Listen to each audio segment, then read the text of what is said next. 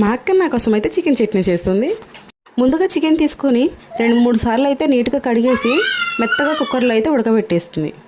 ఆ తర్వాత సరిపడినంత ఆయిల్ తీసుకొని ఆయిల్లో అయితే డీప్ ఫ్రై చేసింది. ముక్కలు ఎర్రగా అయిపోయాయి చూడండి. అలా డీప్ ఫ్రై తీసి పక్కనైతే పెట్టేసింది.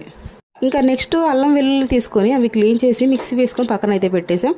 ఆ వెల్లుల్లి పేస్ట్ని ఏంటంటే ఇప్పుడు ఇదే చికెన్ ఫ్రై చేసాం కదా, అదే ఆయిల్లో వేసేసి అయితే రెడ్ కలర్ వచ్చే వరకు ఫ్రై చేస్తుంది.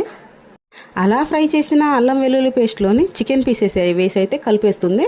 ఇంకా మేము ఉప్పు కారం పసుపు అనేది ఎంత సరిపోతుందో అదంతా స్పూన్తో కొలతలతో అయితే మేము ముందే కలిపేసుకొని పెట్టుకున్నాం. ఎందుకంటే తర్వాత విడివిడిగా అయితే కలవదనేసి ముందు అవన్నీ కలిపేసామన్నమాట.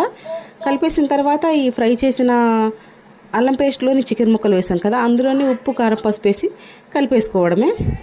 ఇంకా లో ఫ్లేమ్లో ఉంచి కొద్దిసేపు అలా ఉంచామంటే ఇంకా చికెన్ చట్నీ అయితే రెడీ అయిపోతుంది. ఇక్కడ మీకు చూస్తేనే అర్థమైపోతుంది కలర్ని బట్టి ఎంత బాగుందో. ఇంకా టేస్ట్ కూడా అదిరిపోయింది. ఇంకా మనం ఏం చేయాలంటే ఆయిల్లో డీప్ ఫ్రై చేసాం కదా చికెన్ ముక్కలు, అవి కొంచెం గట్టిగా ఉంటాయి. సో మనం ఏం చేస్తామంటే కంటైనర్లో మనం స్టోర్ చేసుకునేటప్పుడు అందులో ఆయిల్ కొంచెం ఎక్కువగా వేసినప్పుడు ముక్కలు అనేవి మెత్తబడిపోతాయి. ఇంకా ఒక 4 days ఆగిన తర్వాత తింటే చికెన్ చట్నీ అయితే రెడీ. ఇంకా ఫైనల్గా అయితే మా అక్క పై మసాలా కొంచెం లైట్గా చల్లేసింది అనమాట. ఇంకా టేస్ట్ అయితే అదిరిపోయింది. ఓకే ఫ్రెండ్స్, ఇది ఈరోజు వీడియో. నచ్చితే లైక్ చేయండి, షేర్ చేయండి, సబ్స్క్రైబ్ చేసుకోవడం మాత్రం మర్చిపోవద్దు.